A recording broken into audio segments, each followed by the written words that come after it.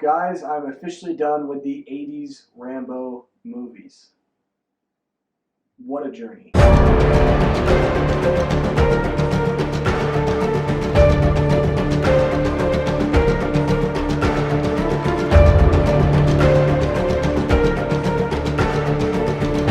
What is going on, guys? Welcome back to my channel, and this is my review of Rambo 3 as we continue on this road towards Last Blood. Rambo 3 came out in 1988, and a really fun fact about this movie, Red Foreman himself, Kurtwood Smith, is in this film just in the first act. That was kind of cool, seeing Red Foreman in something else other than that 70s show. Kurtwood Smith, I know he's been in a lot of other things in the past, a lot of westerns and stuff, but I've never really seen him in anything else other than that 70s show. So it was really nice change of pace to see a character that I love so much within the sitcom world being in Rambo 3. He's not in it very much, but the moments he is in the film is pretty great. This movie centers around John Rambo as he has to go and rescue Colonel Troutman, who is imprisoned in a camp by Russia in Afghanistan. He must go with a group of rebellious Afghanistan people, and he must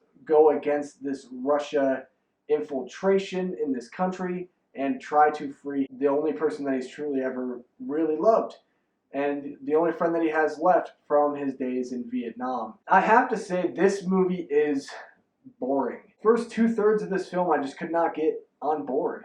It's one of those movies that it's slow. They try to build a lot of exposition with certain characters and certain things that are happening outside of Rambo himself, and it just doesn't work. And that's my biggest problem with this film, is that all the exposition that they're trying to set up with new characters and with these different thread lines, it doesn't work within this Rambo world. And what I mean by thread lines, there are moments in this film where like the Russians are trying to infiltrate and trying to interrogate Colonel Troutman, and none of it worked for me. Or whether you're talking about certain new characters that they introduce and explaining a little bit about their backstory, why they are helping this rebel cause. And I just never really got on board with this mission Rambo went on. This is how I feel about the Rambo movies. I feel like First Blood is the Rambo story that is true in nature to what John Rambo has experienced outside of the war. These other two movies have kind of been like missions that he had during his time in Vietnam. Because, man, if I thought Rambo First Blood Part 2 was hokey, this movie definitely cheeses it up.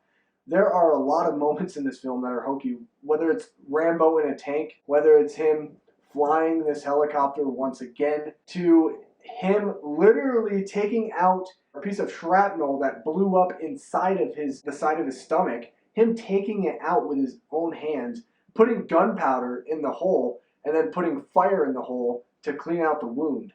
I mean, this movie really goes for broke when it comes to the cheesy, over-the-top 80s action films. And I do like that in aspects and in doses, and I think this one does a better job of giving it to us in doses, as opposed to, the entire second and third act being just one giant action war film. This movie definitely has a slower pace to it, and a slower build and lead up into the monumental fight scenes and the action sequences. But I just felt like the first 50 minutes, the first hour of the film is just, it's a lot of boring setup and boring exposition that really don't lead anywhere. There's a character in this movie that I don't like.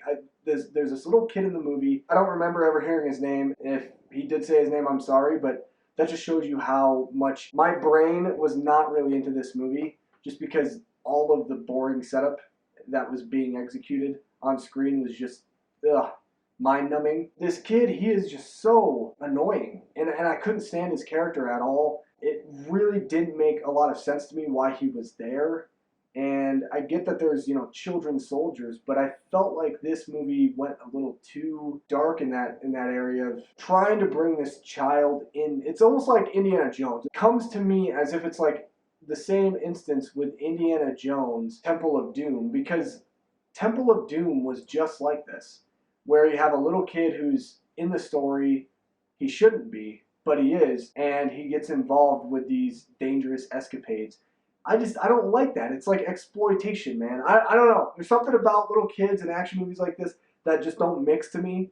I know they're trying to make it like innocent and fun. I don't know. I want my Rambo outside of this like kid centric world, and it's a way to humanize Rambo, but it's like it wasn't executed right. I thought the kid character was just really annoying. Really didn't like the mission of this film. I didn't really think the Russians were all that terrifying, to be honest, and there are some really cool moments here and there, but I felt like a lot of this movie was just exposition and filler. I gotta say, this is probably my least favorite Rambo film that I've seen so far, and I've heard a lot of great things about Rambo 2008, and I remember watching a little bit of that movie, and that movie's brutal, so I cannot wait to watch that one, which I'll be reviewing tomorrow. Anyway, guys, that's my review of Rambo 3. Again, this is my opinion. This is just my thoughts on the film. I'd say skip this one and go and watch First Blood once again. Anyway, guys, what did you think of Rambo 3? Let me know down below in the comment section of this video. Make sure you guys leave a like on the video, subscribe to my channel for more content just like this,